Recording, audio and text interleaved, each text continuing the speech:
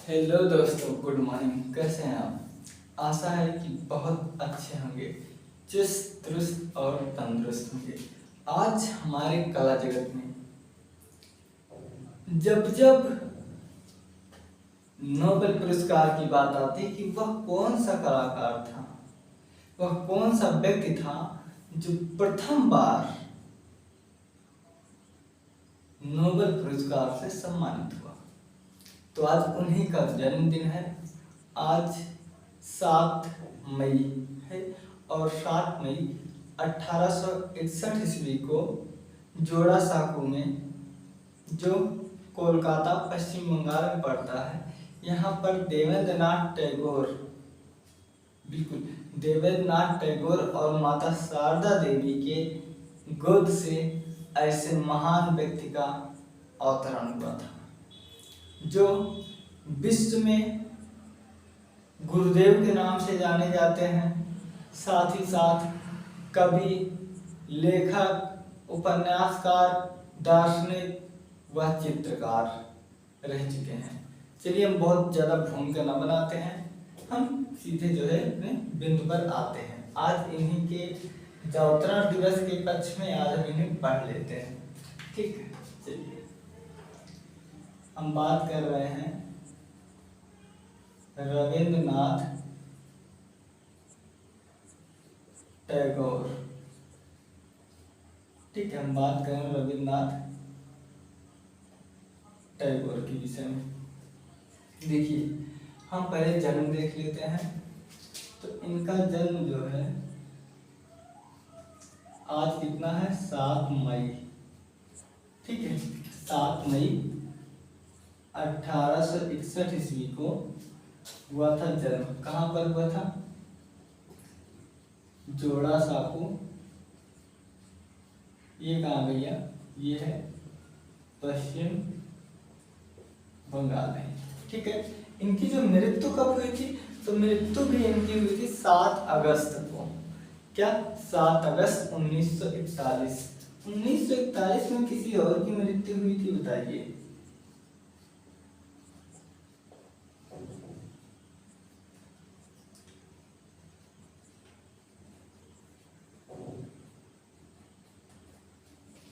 बताइए, बताइए 1941 में किसकी मृत्यु हुई थी? तो ये हुई थी अमृता शेरगिल। बिल्कुल, अमृता शेरगिल की मृत्यु हुई थी। ठीक, चलिए। अब इनके पिता का नाम, जैसे कि हमने अभी बताया कि इनके पिताजी का नाम देवेंद्रनाथ टैगोर, माता जी का नाम शारदा देवी, पत्नी का नाम मृणालिनी मुखर्जी। ये तथ्य प्राप्त होते हैं। तो देखिए, इनके पिताश्री का नाम क्या है? देवेंद्र नाथ टैगोर। ठीक है, माता श्री का क्या नाम है? तो माता श्री का नाम है शारदा देवी। पत्नी का क्या नाम है? पत्नी का नाम है मृणालिनी टैगोर। ठीक है, क्या नाम है? मृणालिनी टैगोर। ये टोटल जो इनके चित्रों की संख्या है वो 2500 चित्र बनाए थे। ठीक है, कितना? ये 2500 चित्र जो है बनाए हुए हैं। कौन? रविंद्रनाथ टैगोर। इनको उपाधि क्या मिली है? बंगाल के कवि और गुरुदेव। इनका जो उपनाम है क्या है? वो है बंगाल के कवि और गुरुदेव। गुरुदेव नाम से जो है पूरे विश्व में ख्यात है। इनकी जो उपलब्धियां हैं, इनकी जो किस किस विधा में पारंगत है, इनका जो पकड़ है, तो सब मिलाकर इनकी जो प्रतिभा है। ठीक, क्या प्रतिभा? इनकी प्रतिभा, पहली बात तो कवि है, लेखक,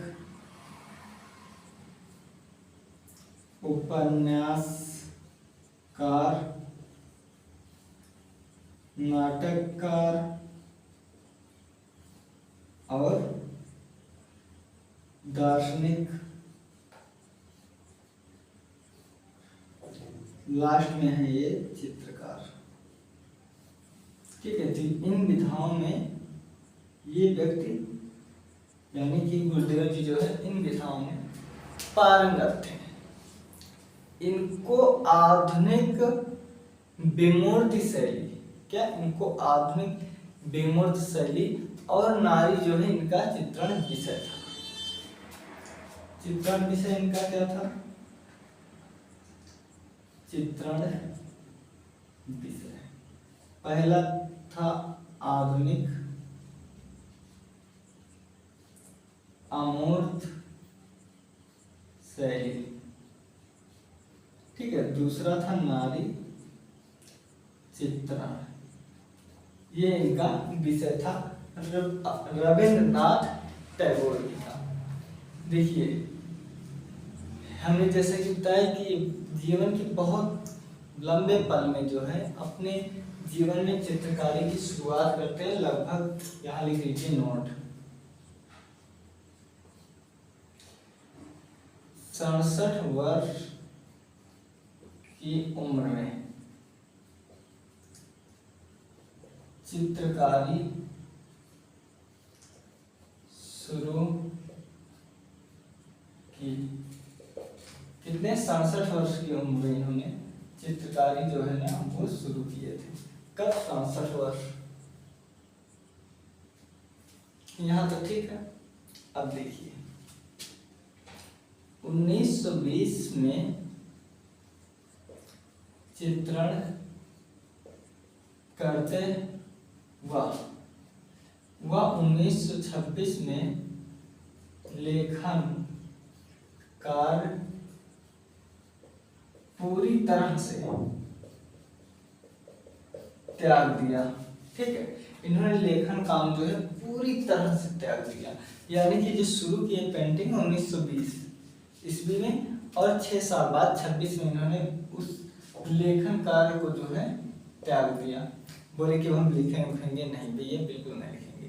और एक चीज ये कि जो रंग प्रयोग करते थे, स्याही, जल रंग, वाश, सब कुछ नहीं, वाश में नहीं है। ठीक है, बहुत कम मिलती है। ये रविन्द्रनाथ ठाकुर जो है ना, ये पुष्प चित्रण, देखिए ये क्यों, ये मान से पत्ती है या फूल है, तो फूल को ऐसे ऐसे रगड़ के उसके रस से चित्रण करते थे। कौन? रविन्द्रनाथ टैगोर जी। इनके विषय में आनंद कुमार स्वामी ने क्या कहा है, ये देखिए। आनंद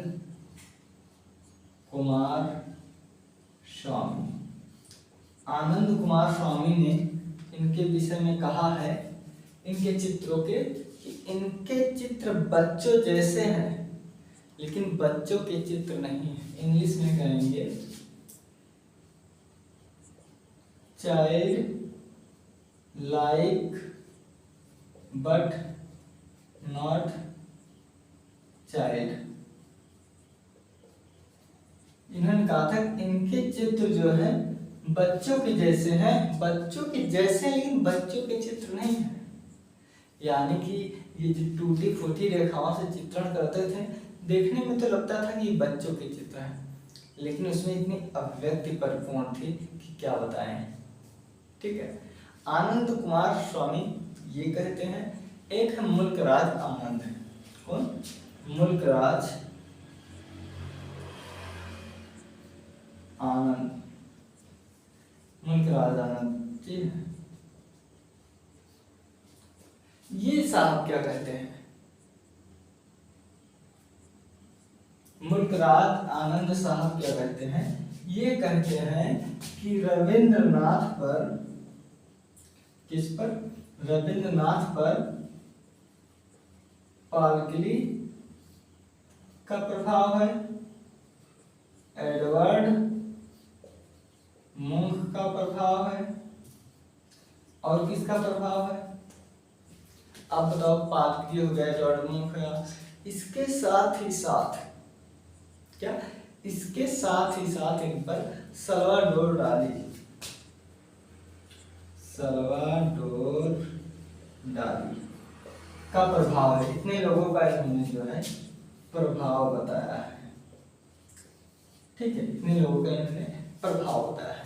साथ ही इनको गीतांजलि के लिए देखिए यहाँ पर 1913 में गीतांजलि के लिए इनको जो है नोबेल पुरस्कार, ठीक है, इनको जो है नोबेल ऐसे लिखा जाएगा, इनको नोबेल पुरस्कार जो है दिया गया, यानी कि नोबेल सम्मान प्रथम भारतीय थे जिनको दिया गया था। हम लोग बहुत सुपर फास्ट जो है रिवीजन करते हुए चल रहे हैं। साथ ही इनको जो है दिया गया था चाहे वो नाइटहुड की उपाधि अंग्रेजों के द्वारा, इनको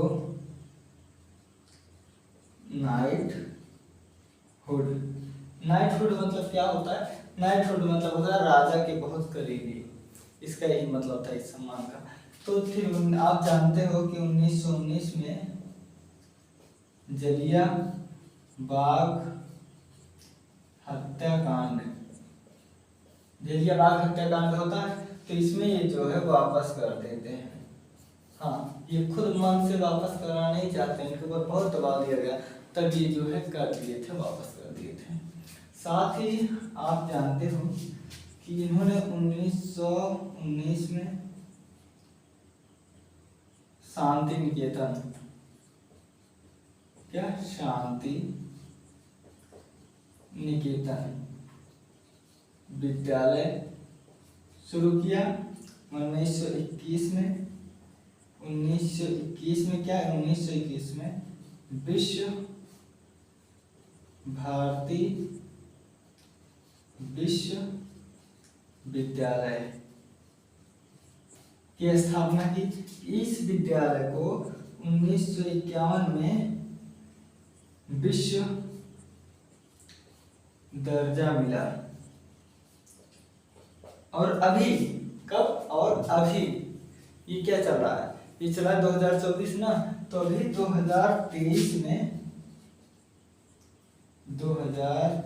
में यूनेस्को में ये जो है शामिल हुआ है। क्या यही विद्यालय यूनेस्को में जो है शामिल हुआ है? अपडेट वर्जन है, आप इसे समझ लीजिएगा अच्छे से। अब देखिए इनकी जो रचना है, रचना थोड़ा सा ही पर लिख देते हैं। ये है क्रुंदत कर्ता ऊंट। क्या? क्रुंदत कर्ता ऊंट। नारी, प्राचीन कानाफूसी, कच्चे धागे,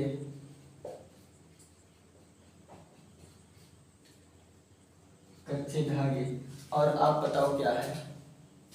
हिरन, लाफिंग फेस, ठगे हुए व्यक्ति, हिरन,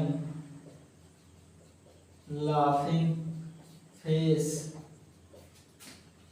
थके हुए यात्री आदि।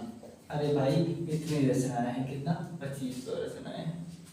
तो हम सब कुछ देखिए, वो चीज बताऊं जो मोस्ट इम्पॉर्टेंट है। क्या? जो मोस्ट इम्पॉर्टेंट है, तो आप देखिए, हम लोग समझते हुए चल रहे हैं। रविन्द्रनाथ टैगोर का जो जन्म हुआ था 7 मई, यानी कि आज ही के दिन 7 मई 1861 कहाँ हुआ था? जोड़ासांको, पश्चिम बंगाल में इनका जन्म हुआ था। इनकी मृत्यु जो हुई थी 7 अगस्त 1941 ईस्वी में इनकी मृत्यु हुई थी। और इसी समय लाहौर में अमृता शेरगिल की भी मृत्यु हुई थी। ठीक है। इनके पिताजी का नाम था देवेंद्र नाथ टैगोर, माताजी का नाम था शारदा देवी, इनकी पत्नी का नाम था मृणालिनी टैगोर। और इनकी जो प्रतिभा है वो कवि, लेखक, उपन्यासकार, नाटककार, दार्शनिक और चित्रकार के रूप में है। इनका जो विषय है वो आधुनिक अमूर्त शैली के साथ ही साथ नारी चित्रण पर ये कार्य किए हुए हैं। ठीक है, ये जो चित्रकारी शुरू किए थे ये 68 वर्ष की उम्र में चित्रकारी शुरू किए थे। देखिए क्या होता है ना, जैसे मान लो कोई कलाकार कहा कि हमने सबसे पहला पेंटिंग माँ और पुत्र बनाया, तो आप सोचो पहला पेंटिंग मतलब वो पेंटिंग जो इसका फेमस हुआ है उसकी बात कर रहा है। क्योंकि जब कोई पहले शुरू करेगा तो उससे ऐसे एक सीधी रेखा भी नहीं खींचेगी, बिल्कुल उससे एक सीधी रेखा भी नहीं खींचेगी। तो पहले तो इसे माना जाना चाहिए, लेकिन नहीं, जिसमें उसे प्रख्याति प्राप्त होती है वो माना जाता है। तो ये 1920 में चित्रण करना शुरू करते हैं और 1926 में ये लेखन कार्य को बंद कर दिए और ये पूरी तरह से जो है चित्रण में लग गए। ठीक है, क्या पूरी तरह से चित्रण में लग गए। आनंद कुमार स्वामी हैं जो कला इतिहास में बहुत प्रसिद्ध है, राजस्थानी कला में इनका अलग से ही विशेष रूप से जाना जाता है।